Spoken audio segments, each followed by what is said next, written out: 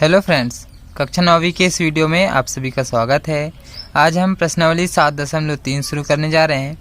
तो चलिए इस वीडियो को शुरू करते हैं। वीडियो को शुरू करने से पहले आप चैनल को सब्सक्राइब कर लीजिए, साथ ही बेल आइकन को दबा दीजिए, जिससे हर नए वीडियो की नोटिफिकेशन आप तक पहुंच जाएगी। हम यहां पे सभी चैप्टर के सभी प्रश्नावली को पूरी तरह से हल करवा रहे हैं। तो आपको जिस भी टॉपिक या जिस भी प्रश्नावली का सॉल्यूशन चाहिए तो प्लेलिस्ट में जाके आप क्लास 9th के सारे वीडियो देख सकते हैं। तो चलिए बिना किसी देरी के इस वीडियो को शुरू करते हैं।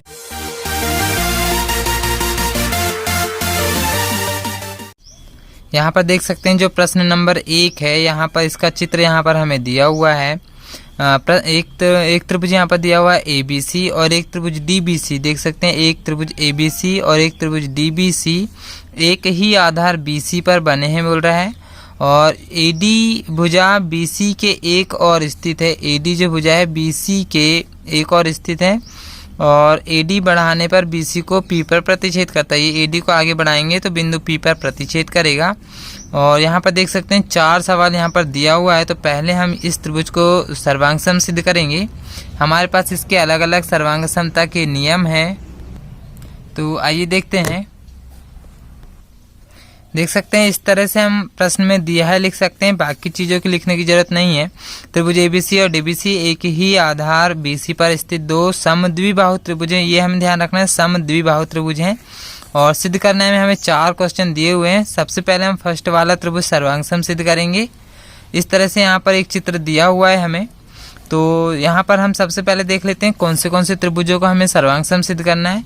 तो ABD और ACD देख सकते हैं, ABD ये वाला त्रिभुज है और ACD ये वाला, ये ऊपर के ये दोनों त्रिभुजों का हमें सर्वांग सम सिद्ध करना है। तो इसमें हमें ये पता होना चाहिए कि कौन से कोणों या कौन सी भुजाओं को हमें नहीं लेना है।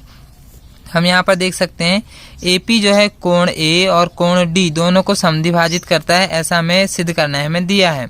तो हम इन्हीं दोनों कोणों को नहीं लेंगे। इसका मतलब जैसे ये कोण A वाले ये दोनों कोण और कोण D वाले ये दोनों कोण, इन दोनों कोणों को हम नहीं लेंगे क्योंकि ये हमें यहाँ पर सिद्ध करना है। और AP रेखाखंड BC का लंब समद्विभाजक है। तो ये जो AP रेखाखंड है ये BC भुजा का लंब समद्विभाजक, तो ये तो अगले जो सेकंड नंबर का उसमें आएगा ये वाला। अभी जो त्रिभुज हमें सर्वांग सम सिद्ध करना है उसमें ये तीसरे नंबर का सिद्ध हो जाएगा। तो सबसे पहले हम ये दोनों त्रिभुजों के रफ चित्र बना लेते हैं। तो देख सकते हैं इस तरह से मैंने यहाँ पे दोनों के रफ चित्र बना लिया है। मैं यहाँ पे क्रॉस लगा दे रहा हूँ। ये दोनों कोणों को हमें नहीं लेना है क्योंकि ये इनको हमको बराबर सिद्ध करना है। सेम इसी तरह से ये D वाले कोणों को भी हमें नहीं लेना है, इनको भी हमें बराबर सिद्ध करना है। अब हम देख सकते हैं हमारे पास यहाँ पर इतने सारे नियम हैं सर्वांग समता के। तो यहाँ पर हम मिलाकर देखते हैं कि कौन सा नियम यहाँ पर हम लगा सकते हैं। तो देख सकते हैं जो त्रिभुज ABD है और ACD है, ये यहाँ पे हमने पहले ही देखे हैं। ये वाली भुजा और ये वाली भुजा दोनों भुजा बराबर है क्योंकि त्रिभुज ABD और ACD दोनों त्रिभुज यहाँ पे समद्विबाहु त्रिभुज हैं, इसलिए ये वाली दोनों भुजा आपस में बराबर होगी। और हमारे 2 कोण तो कैंसिल हो चुके हैं। तो देख सकते हैं हम भुजा तीनों भुजा हमारे पास खाली हैं, इसलिए हम भुजा वाला नियम लगा के दोनों त्रिभुजों को सर्वांग सम सिद्ध कर सकते हैं तीनों भुजा वाले नियम से। तो हम यहाँ पर SSS वाला सर्वांग समता का नियम लगा रहे हैं। तो सबसे पहले ये दोनों त्रिभुजों के हम नाम लिखेंगे उपपत्ति में। तो पहले त्रिभुज का नाम लिख लेते हैं। हम यहाँ पर पहला नंबर डाल के हल करेंगे क्योंकि हम पहला सवाल हल कर रहे हैं। ABD त्रिभुज ABD और एक और त्रिभुज है त्रिभुज ACD से, दोनों त्रिभुजों के नाम लिख लिए हमने। अब यहाँ पर हम SSS नियम लगा रहे हैं, भुजा। तो पहली भुजा हम ले रहे हैं AB के बराबर में इधर से हो जाएगी AC, जो संगत भुजा होगी वही लेंगे। तो हम यहाँ लिख ले रहे हैं AB बराबर AC। ये दोनों भुजा यहाँ पर पहले से ही बराबर है, दिया हुआ है, तो हम यहाँ पर लिख सकते हैं दिया है। अब एक और भुजा देखते हैं, जैसे यहाँ पर AD है तो यहाँ पर भी AD है। AD दोनों जगह समान है। तो यहाँ से भी देख सकते हैं AD, तो यहाँ पर भी AD भुजा समान है। तो यहाँ पर AD बराबर AD, यहाँ पर हम लिख सकते हैं उभयनिष्ठ। अब एक भुजा और रह गई है, 2 भुजा हमने ले चुके हैं, एक भुजा और देखते हैं। तो यहाँ पर देख सकते हैं जैसे ये बी डी के बराबर में यहाँ पर सी डी हो जाएगा, बी डी के बराबर में सी डी, इस तरह से नाम दे सकते हैं हम। तो एक और भुजा ले रहे हैं, बी डी बराबर सी डी, यहाँ पर भी हम लिख लेते हैं दिया है। इस तरह से हमने देख सकते हैं 3 भुजा ले चुके हैं एस एस एस, तो यहाँ पर हम लिख लेंगे एस एस एस सर्वांग समता से दोनों त्रिभुज आपस में सर्वांग सम हो जाएंगे। कौन से त्रिभुज ए बी डी सर्वांग सम त्रिभुज ए सी डी। देख सकते हैं ये फर्स्ट वाला क्वेश्चन हमारा यहाँ पर हो चुका है। अब हम यहाँ पर देखेंगे जो तीसरा नंबर का है, यहाँ पे जब दोनों त्रिभुज आपस में सर्वांग सम होते हैं तो इसके नियम होते हैं कि सभी भुजा भी बराबर होती हैं और सभी कोण भी बराबर होते हैं। सभी भुजा तो हमने पहले ही बराबर कर चुके हैं, अब यहाँ पे सभी कोण भी बराबर होंगे, तो ये दोनों कोण भी आपस में बराबर हो जाएंगे। तो जो हमारा तीसरा नंबर का जो क्वेश्चन है वो यहाँ पे अब हमारा सिद्ध हो जाएगा। तो अब हम यहाँ पर डालेंगे तीसरा नंबर, पहले वाले नंबर से तीसरा वाला क्वेश्चन जो है वो प्रूफ होगा। तो पहले हम तीसरा नंबर डाल के यहाँ पर लिख ले रहे हैं, अतः कोण ए वाले दोनों कोणों के हम नाम लिखेंगे। जैसे इसका नाम देना है तो इसको बीच में रखेंगे बी ए डी, इस तरह से कोण बी ए डी बराबर, इस तरफ से ये वाले कोण को बीच में रखेंगे तो सी ए डी, कोण सी ए डी। तो यहाँ पर हम कारण दे रहे हैं CPCT, मतलब सर्वांगसम त्रिभुजों के संगत भाग बराबर होंगे। सेम इसी तरह से डी वाले कोणों को भी हम बराबर रखेंगे, तो यहाँ से डी का नाम हो जाएगा ADB, कोण ADB बराबर, सेम ऐसे यहाँ से डी को बीच में रखेंगे तो ADC, कोण ADC। यहाँ पर भी हम CPCT दे रहे हैं। तो दोनों कोण जब आपस में बराबर हो गए तो देख सकते हैं ये दोनों कोण आपस में बराबर हो गए, तो इसका मतलब हम यहाँ पर लिख सकते हैं अतः AP जो है कोण A और कोण D दोनों को समद्विभाजित करती है। तो यहाँ पर हम तीसरा नंबर डाल के यहाँ सीधे लिख ले रहे हैं, अतः AP कोण A और कोण D दोनों को समद्विभाजित करती है। तो ये हमारा तीसरा नंबर का भी यहाँ पर प्रूफ हो चुका है। अब हम डालेंगे सेकंड नंबर का, जो हमें दो त्रिभुजों को सर्वांगसम सिद्ध करना है। उनके हम सबसे पहले नाम लिख ले रहे हैं। तो हमें लेना है ABP और ACP। देख सकते हैं बड़े वाले त्रिभुज में ABP ये बड़ा वाला त्रिभुज और ACP ये बड़ा वाला त्रिभुज। तो पहले हम इन्हीं के नाम लिख लेते हैं। यहाँ पर हम डालेंगे सेकंड नंबर और यहाँ लिख ले रहे हैं त्रिभुज ABP और त्रिभुज ACP से दोनों त्रिभुजों के हमने नाम लिखे हैं। अब यहाँ पर पहले हम दोनों के रफ चित्र बना ले रहे हैं, फिर आगे हल करेंगे।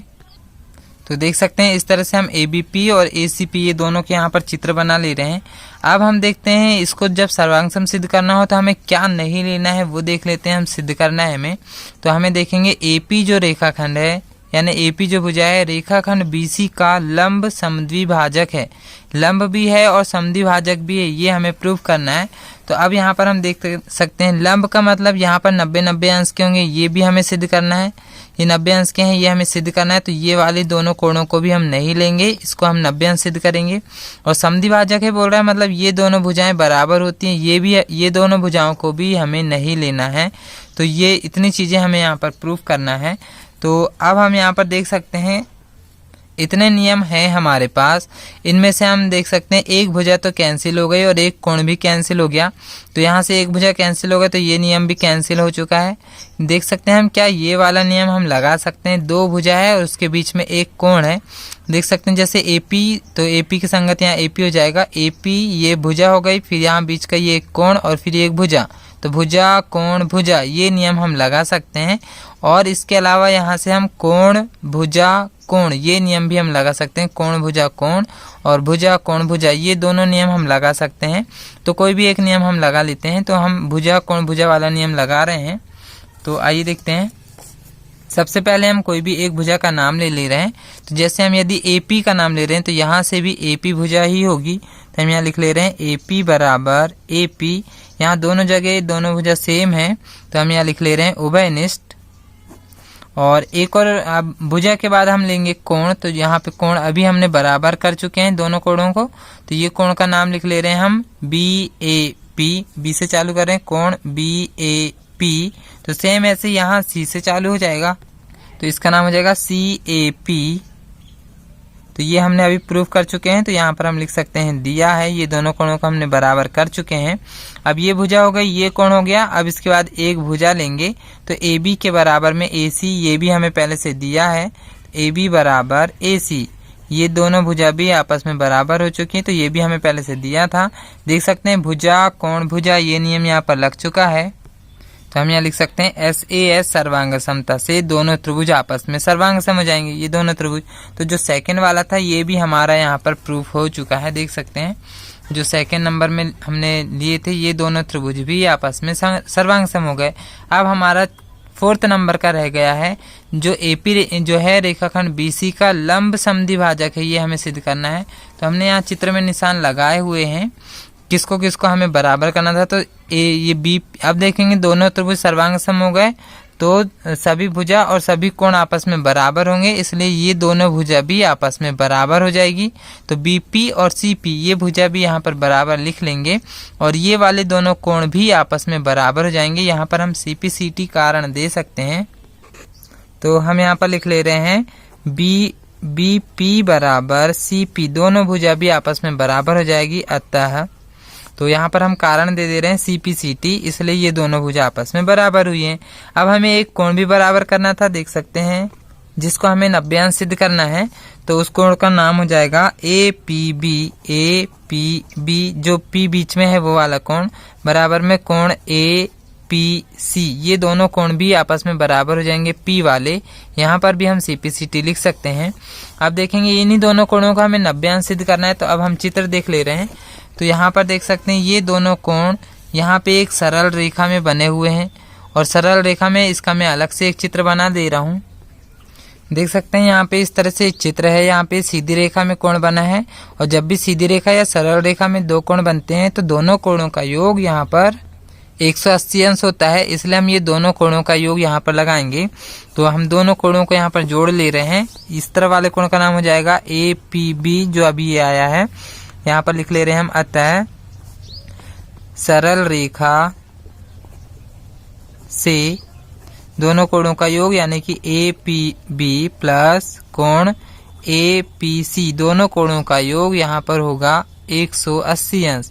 दोनों कोणों का योग 180 अंश होगा क्योंकि ये सरल रेखा का कोण है। अब यहाँ पर हम देख सकते हैं ये दोनों कोण आपस में बराबर हैं। तो हम यहाँ पे ये कोण को या ये कोण को दोनों में से किसी एक की जगह हम चेंज कर देंगे। तो हम यहाँ पर एपीबी को ऐसे ही रहने दे रहे हैं, कोण एपीबी, इसकी जगह हम चेंज नहीं कर रहे हैं। एपीसी की जगह हम चेंज कर दे रहे हैं। एपीसी की जगह हम एपीबी रख सकते हैं क्योंकि दोनों कोण यहाँ पर बराबर हैं। तो एपीसी की जगह हम कोण ए पी बी रख सकते हैं, बराबर हो जाएगा 180। देखेंगे एपीबी दोनों जगह सेम आ गए, इसलिए हो जाएगा दो कोण एपीबी बराबर हो जाएगा 180। यहाँ से हम दो को पक्षांतर करेंगे तो 2 जाएगा भाग में, तो ये हो जाएगा कोण एपीबी बराबर 180 के बटे 2 हो जाएगा। 2 से 180 कट जाएगा 90 बार में। तो यहाँ पर कोण एपीबी बराबर आ चुका है 90 अंश। इसका मतलब यहाँ पर कोण ए पी बी बराबर कोण ए सी पी, जो यहाँ पर हमें पहले से सिद्ध करे हैं। ए पी बी और ए सी पी ये दोनों कोण बराबर हैं। यहाँ पर अतः लिख लेते हैं ए पी बी और ए सी पी बराबर हैं और दोनों कोण 90-90 अंश के होंगे। यहाँ पर देख सकते हैं दोनों कोण 90-90 अंश के आ चुके हैं। तो हम यहाँ पे जो सिद्ध करना था वो हम लिख सकते हैं कि अतः जो ए पी है रेखाखंड बी सी को समकोण पर समद्विभाजित या लंब समद्विभाजित करती है। तो इस तरह से हम यहाँ पर लिख सकते हैं। तो जो 4th नंबर का है यह भी हमारा यहाँ पे प्रूफ हो चुका है। तो 4th नंबर का हम यहाँ पर नंबर डाल दे रहे हैं, यहाँ से हमारा 4th नंबर का प्रूफ हुआ है। तो ये क्वेश्चन भी यहाँ पर हो चुका है। नेक्स्ट क्वेश्चन देखते हैं। अब हम प्रश्न नंबर 2 देखते हैं। यहाँ पर एडी जो है एक समद्विबाहु त्रिभुज एबीसी के शीर्ष लंब है। तो समद्विबाहु बोल रहा है मतलब इसकी दो भुजा बराबर होगी। एडी इसका शीर्ष लंब है। देख सकते हैं एबी और एसी दो भुजा बराबर दिया हुआ है और दो यहाँ पर सिद्ध करने के लिए 2 सवाल दिए हुए हैं। तो आइए देखते हैं। यहाँ पर हम इस तरह से दिया है और सिद्ध करना है, लिख सकते हैं एडी समद्विबाहु त्रिभुज एबीसी का शीर्ष लंब है। शीर्ष लंब का मतलब 90-90 अंश के कोण बनाएंगे। इस तरह से एक एबीसी बना लिए हमने और एडी इसका शीर्ष लंब हो गया, मतलब 90-90 अंश के कोण दिया हुआ रहेगा। और एबी और एसी ये पहले से ही बराबर दिए हुए हैं। तो एबी और एसी में हम यहाँ निशान लगा ले रहे हैं, ये दोनों कोण भुजा बराबर दिया हुआ है। अब हमें सिद्ध करना है, देख सकते हैं एडी रेखाखंड BC को समद्विभाजित करता है। तो BC को समद्विभाजित करता है, इसका मतलब हमें ये दोनों पार्टों को नहीं लेना है। इसमें मैं क्रॉस लगा रहा हूँ, इन दोनों को हम नहीं लेना है, तभी हम BC को समद्विभाजित करता है, ये प्रूफ करेंगे। और AD जो है कोण A को भी समद्विभाजित करता है, ये भी हमें सिद्ध करना है। मतलब हमें ये वाली कोणों को भी नहीं लेना है। कोण A को समद्विभाजित करता है बोल रहा है, ये दोनों कोणों को भी नहीं लेना है। यहाँ पर भी हम क्रॉस लगा रहे हैं। तो अब हम देख सकते हैं हम कौन सा नियम लगा सकते हैं। यहाँ पर अब हम देखेंगे हमारे पास इतने नियम हैं, इसमें से हम कौन सा नियम लगा सकते हैं। यहाँ पर तो यदि देखेंगे 90 अंश का कोण बन रहा है और यदि कर्ण ले सकते हैं तो हम RHS नियम लगा सकते हैं। तो कर्ण यहाँ पर हम ले सकते हैं, यहाँ पे पहले से ये हमें दिया हुआ है और 90 अंश के कोण है, मतलब हम RHS इसमें लगा सकते हैं। और इसके अलावा भी हम यहाँ पर देख सकते हैं कोण यहाँ पर, और कोण भुजा भी हम लगा सकते हैं, यानी कि ये वाला नियम भी हम लगा सकते हैं। ये कोण उसके बाद ये भुजा, कोण भुजा, ये नियम भी हम लगा सकते हैं। तो अभी हम RHS नियम लगाकर इसको सिद्ध करके देखते हैं। तो इसको प्रूव करने के लिए सबसे पहले दोनों त्रिभुजों के हम नाम लिखेंगे। तो पहले त्रिभुज का नाम दे रहे हैं ADB और इस तरफ से ADC, इस तरह से नाम दे रहे हैं। तो पहले त्रिभुज का नाम हो जाएगा ADB और दूसरे त्रिभुज का हो जाएगा ADC से। इस तरह से हम अपने तरीके से नाम इसके दे सकते हैं, लेकिन दोनों तरफ के नाम समान होने चाहिए। जैसे ADB दे रहे हैं तो ADC, D बीच में दोनों तरफ आना चाहिए। इस तरह से नाम दे सकते हैं हम। तो यहाँ पर हम RHS नियम लगा रहे हैं। तो यहाँ पर हम देख सकते हैं सबसे पहले R का मतलब होता है समकोण। तो समकोण यहाँ पर देखेंगे D में बन रहा है, तो D वाले कोणों के दोनों तरफ के नाम लिखेंगे। तो D वाले इस तरफ में कोण हो जाएगा ADB, यहाँ पर लिख ले रहे हैं कोण ADB बराबर, इस तरफ से D को भी बीच में रखेंगे तो ADC हो जाएगा, कोण ADC। यहाँ पर हम दे सकते हैं कारण 90 अंश का है, 90 अंश के कोण है, इसलिए दोनों कोण बराबर रहेंगे। अब इसके बाद आता है H का मतलब यहाँ पर होता है कर्ण। तो कर्ण यहाँ पर देख सकते हैं AB और AC, ये हमें पहले से ही बराबर दिया हुआ है, तो हम यहाँ लिख ले रहे हैं AB बराबर AC। यहाँ पर हम लिखेंगे दिया है क्योंकि ये प्रश्न में हमें पहले से ही दिया हुआ है। इसके बाद आता है S मतलब एक भुजा और कोई भी लेना है। तो BD तो हम नहीं ले सकते, इसलिए हम AD ले रहे हैं यहाँ पर। तो AD बराबर AD, देख सकते हैं दोनों जगह सेम है, तो हम यहाँ उभयनिष्ठ लिख ले रहे हैं, दोनों जगह समान है इसलिए उभयनिष्ठ। देख सकते हैं RHS नियम यहाँ पर लग चुका है, तो हम यहाँ लिख ले रहे हैं RHS सर्वांग समता से दोनों त्रिभुज यहाँ पर सर्वांग सम हो जाएंगे, यानी कि ADB सर्वांग सम त्रिभुज ADC। दोनों त्रिभुज जब सर्वांग सम हो गए तो इसके नियम होते हैं कि दोनों त्रिभुजों के सभी भुजा भी बराबर होंगी और सभी कोण भी बराबर होंगे। तो अब हम देख सकते हैं पहला वाला जो है, अब हम यहाँ पर लिखेंगे पहला नंबर। यहाँ पर हमें क्या प्रूफ करना है, देखेंगे जो AD है रेखाखंड BC को समद्विभाजित करता है। BC देखेंगे ये है पूरा, BC में दो पार्ट हो रहे हैं BD और CD। तो यदि हम ये दोनों को बराबर कर लेंगे तो AD रेखाखंड BC को समद्विभाजित करेगा। तो यहाँ पे जब दोनों त्रिभुज सर्वांग सम हो गए तो ये दोनों पार्ट भी आपस में बराबर होंगे। तो हम यहाँ पर सीधे लिख सकते हैं अतः BD बराबर CD। तो BD और CD दोनों बराबर हो गए, यहाँ कारण दे सकते हैं CPCT। और जब BD और CD बराबर हो गए तो हम यहाँ लिख सकते हैं कि अतः AD जो रेखाखंड है, AD रेखाखंड BC को समद्विभाजित करता है। तो ये हमारा पहला नंबर का यहाँ पे प्रूफ हो चुका है। अब हम यहाँ पर लेंगे सेकेंड नंबर, जो अब हमें यहाँ पर प्रूफ करना है। यहाँ पर देखेंगे सेकेंड नंबर में जो AD जो है कोण A को भी समद्विभाजित करता है, ये हमें सिद्ध करना है। तो अब हम यहाँ पर देखेंगे जो कोण A है, हमने यहाँ पे ये दोनों में क्रॉस लगाए, मतलब ये दोनों कोणों को भी बराबर करना है। तो दोनों त्रिभुज सर्वांग सम है तो ये दोनों कोण भी आपस में बराबर होंगे। तो पहले ये वाले कोण का नाम लिख लेते हैं BAD। तो हम यहाँ लिखेंगे कोण BAD बराबर, उस तरफ से नाम हो जाएगा CAD। दोनों कोण भी आपस में बराबर हो गए। यहाँ हम कारण दे रहे हैं CPCT। अब दोनों कोण यहाँ पे बराबर हो चुके हैं, तो ये भी हमारे यहाँ पे प्रूफ हो चुका है AD कोण A को समद्विभाजित करता है। तो ये हमारा सेकेंड नंबर का क्वेश्चन भी यहाँ पे पूरा हो चुका है। अब इसमें जो तीसरा वाला क्वेश्चन है ये भी देख लेते हैं। यहाँ पर हमें दो त्रिभुज दिए हुए हैं ABC और PQR। इसमें ए बी, बी सी और ए एम जो है क्रमशः दूसरे त्रिभुज की पी क्यू, क्यू आर और माध्यिका पी एन के बराबर है। और दो क्वेश्चन यहाँ पे हमें सिद्ध करना है, तो आइए देखते हैं। देख सकते हैं इस तरह से हम दिया है, हम लिख सकते हैं दो त्रिभुज हैं ए बी सी और पी क्यू आर। इसमें ए बी के बराबर में पी क्यू दिया हुआ है, बी सी के बराबर में क्यू आर दिया हुआ है और ए एम के बराबर में पी एन दिया हुआ है। ये है ए एम और ये P N. A M P M यहाँ पर माध्यिका दिया हुआ है। तो अब हम यहाँ पर पहले वाले त्रिभुज को हम यहाँ पर प्रूव करेंगे। तो उत्पत्ति में सबसे पहले हम दोनों त्रिभुजों के नाम लिखेंगे। तो हम यहाँ लिख रहे हैं त्रिभुज ए बी एम और त्रिभुज पी क्यू एन से। सबसे पहले यही वाले त्रिभुजों को यहाँ पे सर्वांग सम सिद्ध करेंगे। तो यहाँ पर हम सबसे पहले एक भुजा ले रहे हैं, जैसे ए बी, ये हमें पहले से ही यहाँ पर दिया हुआ है ए बी, इसके बराबर में हम पी क्यू ले रहे हैं। पहले हम दोनों त्रिभुजों को पहचान ले रहे हैं। एक ही छोटा वाला त्रिभुज है तो इधर से ये वाला त्रिभुज है, तो यहाँ पे ए बी के बराबर में ये पी क्यू भुजा हो जाएगी। तो यहाँ लिख ले रहे हैं हम ए बी बराबर पी क्यू। यहाँ पर ए बी और पी क्यू ये पहले से ही दिया हुआ है, तो हम यहाँ लिख ले रहे हैं दिया है।